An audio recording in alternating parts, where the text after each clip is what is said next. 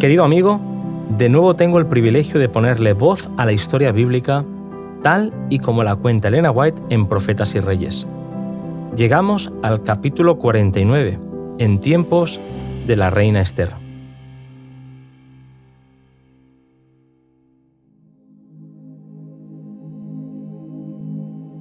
Gracias al favor con que los miraba Ciro, casi 50.000 de los hijos del cautiverio se habían valido del decreto que les permitía regresar. Sin embargo, representaban tan solo un residuo en comparación con los centenares de miles que estaban dispersos en las provincias de Medo-Persia. La gran mayoría de los israelitas había preferido quedar en la tierra de su destierro antes que arrostrar las penurias del regreso y del restablecimiento de sus ciudades y casas destruidas. Habían pasado 20 años o más cuando fue promulgado un segundo decreto tan favorable como el primero. En su misericordia, Dios proveyó otra oportunidad para que los judíos volvieran a la tierra de sus padres. En el destierro, algunos habían decidido escuchar y aprender encontrando la salvación en medio de la aflicción. Muchos de estos iban a contarse entre el remanente que volvería a Jerusalén. En su omnisapiencia, Dios sabía que pronto llegarían tiempos difíciles durante el reinado de Jerjes, el Asuero del libro de Esther. El propio Zacarías instó a los desterrados a volver, pero la mayoría de ellos ya habían ignorado el decreto de Ciro y ahora tampoco se dejaron impresionar por la posibilidad abierta bajo el reino de Darío. A pesar de la amonestación de Zacarías, no escucharon la invitación. Mientras tanto, las condiciones estaban cambiando rápidamente en el imperio medo-persa. Darío Ístapes, bajo cuyo reinado los judíos habían sido notablemente favorecidos, tuvo por sucesor a Jerjes el Grande. En este periodo, los judíos que habían rechazado la posibilidad de volver afrontaron una terrible crisis. Satanás usaría a Amán, hombre sin escrúpulos que había sido favorecido por el rey con mucha autoridad, para intentar acabar con el pueblo de Dios. En el punto de vista de este hombre estaba el judío Mardoqueo, que se había negado a reverenciarle tal y como Amán pensó que merecía. Herido en su orgullo, Amán conspiró para acabar no solo con Mardoqueo, sino con todo el pueblo judío. Engañado por las falsas declaraciones de Amán, Jerjes promulgó un decreto de muerte contra todos los judíos. Sin comprender exactamente qué es lo que estaba haciendo, el rey designó un día en el cual los judíos debían ser muertos y sus propiedades confiscadas. Detrás de todo esto, Satanás estaba procurando quitar de la tierra a los que conservaban el conocimiento del Dios verdadero. El decreto persa no se podía revocar y los judíos, sentenciados a muerte, tuvieron luto, ayuno, lloro y gran lamentación. Pero por encima de las maquinaciones del hombre, reina un poder sobre los hijos de los hombres. En la providencia de Dios, la joven judía Esther, quien temía al Altísimo, había sido hecha reina de los dominios medo-persas. Mardoqueo era pariente cercano de ella y le pidió que intercediera ante el rey diciéndole: «¿Y quién sabe si para esta hora te han hecho llegar al reino?». La situación era crítica, y a menos que Dios hiciera un milagro, nada podría hacer la reina Esther. Fueron días de oración en los que todos los judíos que vivían en Susa se unieron en ayuno e intercesión por el papel que tenía que desarrollar Esther en aquella crisis.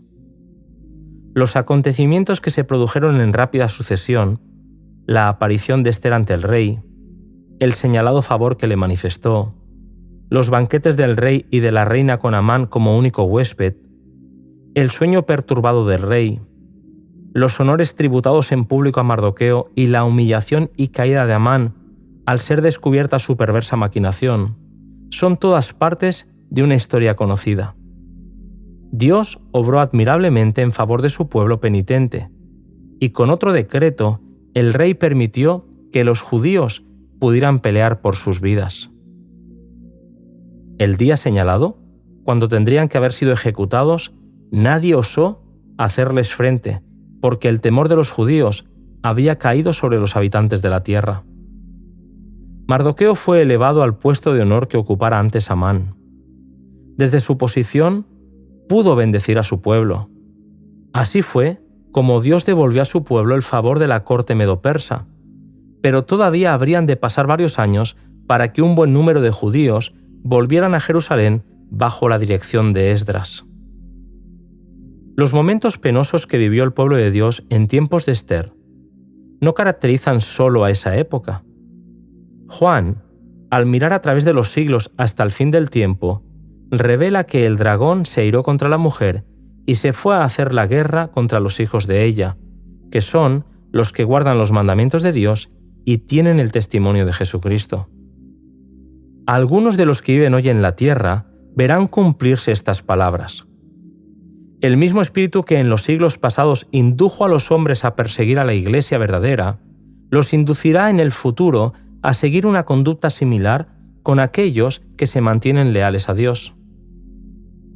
Elena White afirma que el decreto que se promulgará finalmente contra el pueblo remanente de Dios será muy semejante al que promulgó Asuero contra los judíos. Hoy, los enemigos de la verdadera Iglesia ven en el pequeño grupo que observa el mandamiento del sábado un Mardoqueo a la puerta.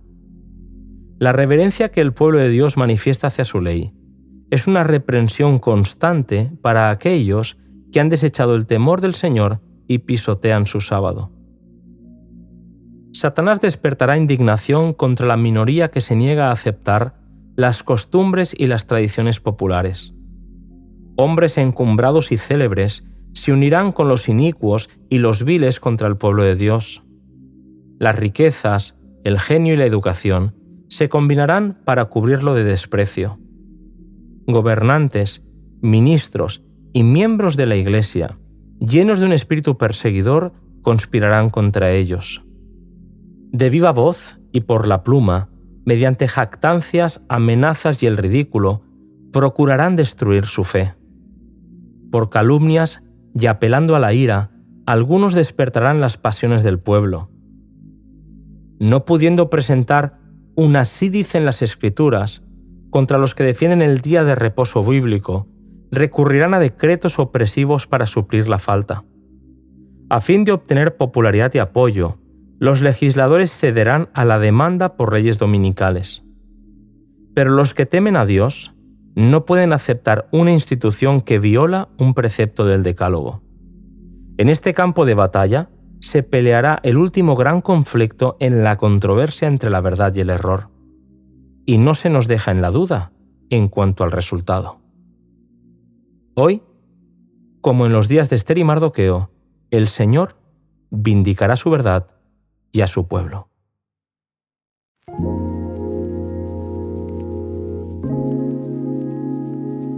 Hasta aquí el resumen de este apasionante capítulo. Acompáñame en el próximo bajo el título de Esdras, sacerdote y escriba.